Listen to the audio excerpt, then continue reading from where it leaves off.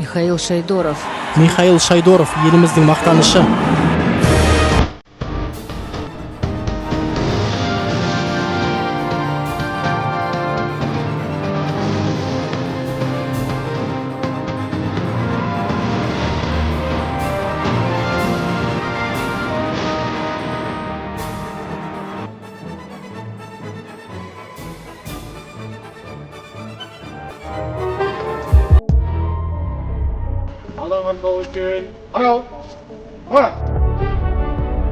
Здравствуйте, добро пожаловать в Акваргу.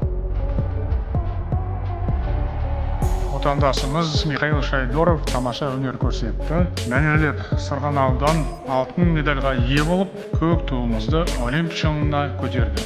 Сондықтан Михаилға алғысымды білдіріп, құтты болсын дегім келеді.